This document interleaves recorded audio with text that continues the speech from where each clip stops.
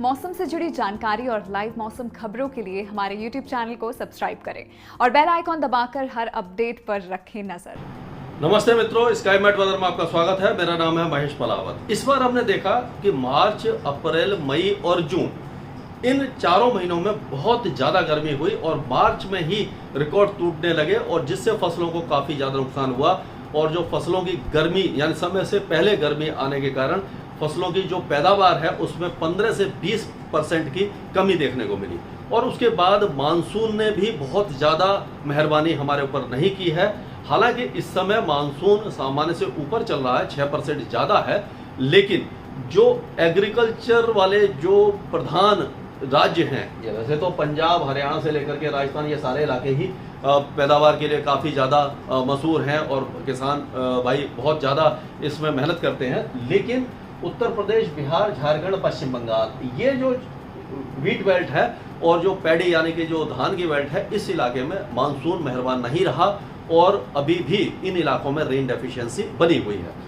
और पंजाब, हरियाणा, दिल्ली और बाकी इलाकों में फिर भी बारिश की गतिविधियां बीच बीच में होती रही, अच्छी बारिश हुई है। दिल्ली ने सरप्लस रेन देखी है और उसी तरह से मध्य प्रदेश के कुछ इलाकों में, राजस्थान, गुजरात, ये सारे इलाके एक्सेस रेन देख चुके हैं। क्योंकि क्या हुआ था, जो जुलाई का महीना था वहां लो प्रेशर एरिया बने और सारे लो प्रेशर एरिया पश्चिम दिशा में आगे बढ़े। पहले क्या होता था कि जब लो प्रेशर एरिया बनते थे तो वो इस तरह से आगे बढ़ते थे, उत्तर पश्चिमी दिशा में आगे बढ़ते थे और उनका ये जो रूट होता था उसके कारण क्या होता था कि ये यहाँ से इस तरह से आते थे और यहाँ से यहाँ तक आते थे। यानी उड़ीसा, झारखंड, बिहार के इलाकों को कवर करते हुए उत्तर पूर्वी मध्य प्रदेश, उत्तर प्रदेश और राजस्थान के कुछ इलाके, दिल्ली, हरियाणा, पंजाब, ये सारे इलाकों में बारिश की गतिविधियां हुआ करती थी और अच्छी बारिश होती थी। हमने याद है हमें 10 साल पहले की अगर बात करें तो इतनी ज़्यादा अच्छी बारिश होती थी कि लोग परेशान नहीं हो पाते। बीच बीच में कभी कभी सूखा जैसा, क्योंकि जब ला नीना या अल नीनो का जो खेल होता है, यानी कि ला नीना जब होता है तो बारिश अच्छी होती है, अल नीनो जब होता है तो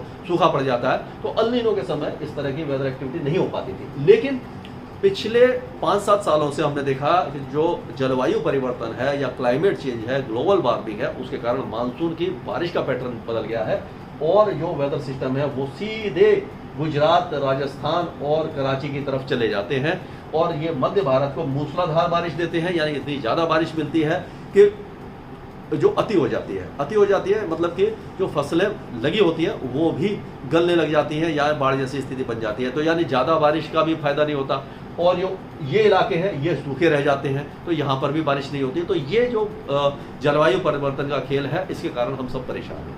अब आगे जो वेदर सिस्टम है वो हम देखते हैं तो क्या रहने वाले हैं। तो ये देखिए, वेलमार्क लो प्रेशर एरिया बन गया, यानी कि जो लो प्रेशर एरिया था वो सशक्त होकर के गहरा निम्न दबाव का क्षेत्र बन गया है और ये आगे की तरफ बढ़ेगा और ये काफ़ी अच्छी बारिश देने वाला है। अब क्या है कि उड़ीसा में बारिश की गतिविधियाँ और झारखंड के दक्षिणी इलाकों में, गंगे पश्चिम बंगाल में, इन इलाकों में बारिश की गतिविधियाँ जारी रह सकती हैं, हो सकती है।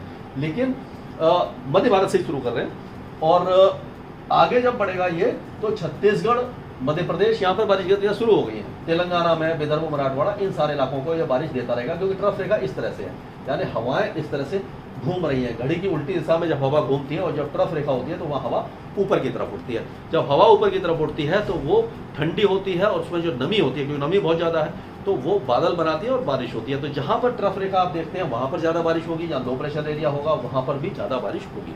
तो इसी इलाके में हम कह सकते हैं छत्तीसगढ़, मध्य प्रदेश के ज़्यादातर इलाके, यानी उत्तरी इलाकों को छोड़ करके वहाँ कम होगी, उत्तर पूर्वी में भी थोड़ी कम होगी, लेकिन बाकी सारे इलाके यानी कि मांडला से लेकर के नरसिंहपुर, बैतूल, होशंगाबाद और जो जबलपुर, उमरिया, दमोह, यहाँ से लेकर के आगे तक और पूरे राजस्थान के ज़्यादातर जो दक्षिणी भाग हैं, जैसलमेर, जोधपुर, बाड़मेर, सिरोही, बारही, नागौर, राजसमंद, डूंगरपुर, कोटा, बूंदी, बारन, भीलवाड़ा, झालावाड़, छिंदवाड़ा, चित्तौड़, इन सारे इलाकों में बारिश की गतिविधियाँ देखने को मिलेंगी और गुजरात के भी सारे इलाके कवर हो जाएंगे। यानी बहुत अच्छी बारिश इन सारे इलाकों को रहेगी और उत्तरी मध्य महाराष्ट्र, विदर्भ और मराठवाड़ा के कुछ भागों में भी तेज बारिश होगी। हिंगोली, लातूर, जमुना, इन सारे इलाकों को भी बारिश की गतिविधियाँ देखने को मिल सकती हैं। अब मुंबई में बारिश की गतिविधियां बढ़ चुकी हैं और जो अगले 2-3 दिनों तक यानी 10-11 तारीख तक रहेगी और अच्छी बारिश होगी। कई इलाकों में जल भराव की भी आशंका दिखाई दे रही है। और मुंबई रेन ऐप हमने लॉन्च किया है, एक्टिव कर दिया है। iOS और एंड्रॉइड दोनों फोन पे आप डाउनलोड कर सकते हैं, इनाम जीत सकते हैं। डेली का 1000 के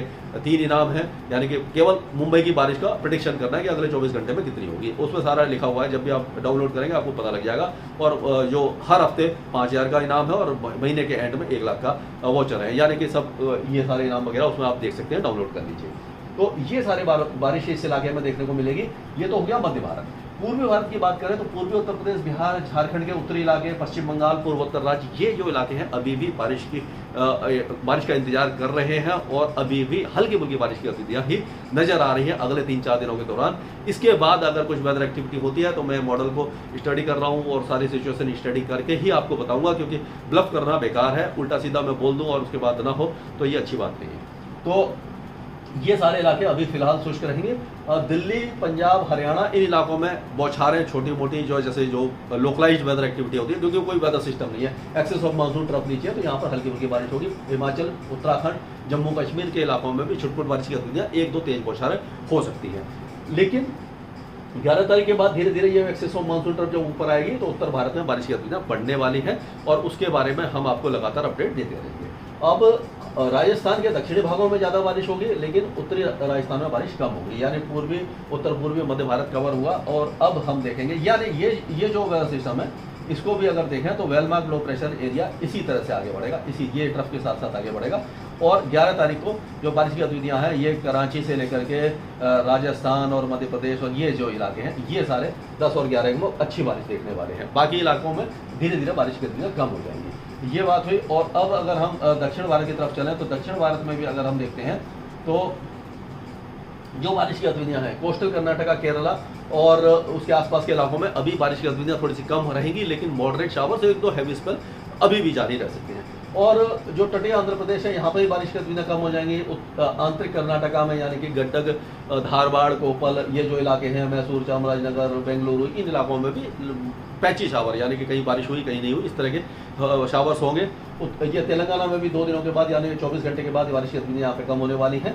और तमिलनाडु के आंतरिक जिलों में यानी कि जो पहाड़ी क्षेत्र हैं, नीलगिरी हिल्स है, उडागमंगलम वगैरह, कोयम्बटूर वगैरह, वेलिंगटन वगैरह, इन इलाकों में बारिश की गतिविधियां रहेंगी। केरल में भी बारिश रहेगी लेकिन बहुत ज़्यादा नहीं होगी। लक्षद्वीप में हल्की से मध्यम बारिश और बादल छाए रहेंगे। और अंडमान और निकोबार द्वीपों में बौछारें रहेंगी, मॉडरेट शावर्स होंगे। जो भारी से अति भारी बारिश थी वो कम हो जाएगी, लेकिन फिर भी कुछ ना कुछ वेदर एक्टिविटी रहेगी, बादल छाए रहेंगे। 30-31 के आसपास का टेम्परेचर रहेगा, कहीं 32 डिग्री भी हो सकता है, यानी कि आप वहाँ जाकर के भी टूर कर सकते हैं, ठीक ठाक है वहाँ मौसम। और इसके आगे जो भी अपडेट होगा मैं आपको आगे बताऊंगा स्काईमेट वेदर में। अभी के लिए मौसम से जुड़ी जानकारी और लाइव मौसम खबरों के लिए हमारे YouTube चैनल को सब्सक्राइब करें और बेल आइकॉन दबाकर हर अपडेट पर रखें नजर।